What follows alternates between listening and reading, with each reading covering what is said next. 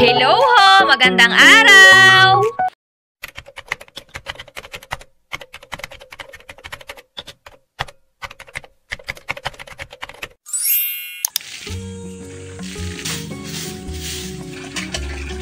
Yung feeling nakakabukas mo pa lang ng mata mo pero gusto mo na ulit matulog. Same tayo May, pero bawal tayong magtamad-tamara dahil nanay tayo, hindi tayo ordinaryong nilalang. Fix bet muna tayo kahit na mamayang gabi guguluhin lang ulit yan. Charis!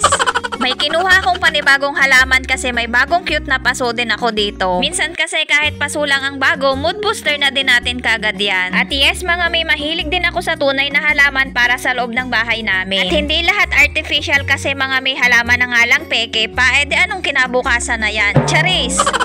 Minsan din kasi kailangan natin ng bagong vibe sa bahay at kung halaman ang solusyon, edi halaman it is.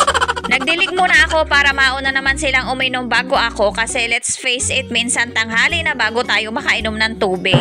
Diniligan ko na rin pati kasi kung hindi ko sila didiligan baka magtampo. Alam mo naman ang mga plants minsan demanding pa kaysa sa mga mister natin. Charis!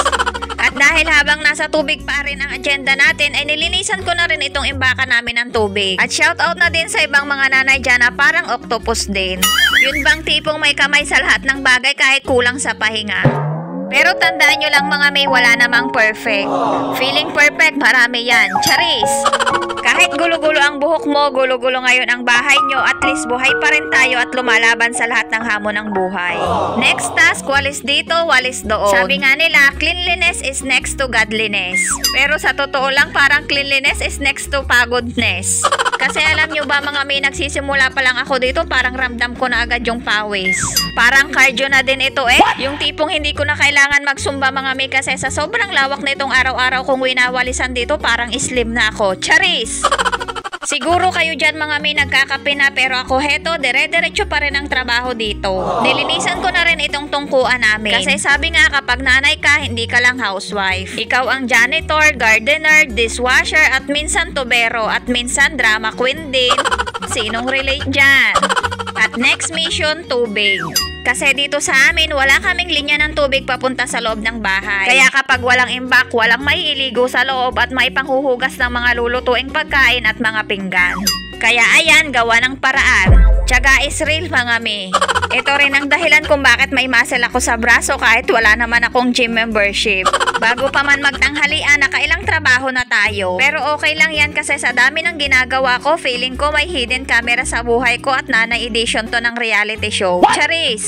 And that's just before lunch mga May. Kaya kung pakiramdam mo wala kang natapos today, i-rewind mo lang ulit yung buong morning mo. Kasi alam nyo mga May, kahit walang award o palakpak, every little thing we do matters. At kapit lang mga May ha, hindi man tayo perpekto pero araw-araw tayong bumabangon para sa pamilya natin at yun ang tunay na kahanga-hanga. Kaya alam nyo mga May, next time na may magsabi sa akin na nasa bahay lang daw ako, ipapakita ko talaga sa kanya itong mini vlog ko na ito tapos sabay sasabihin ko sa kanyang, te, try mo kaya. Charis!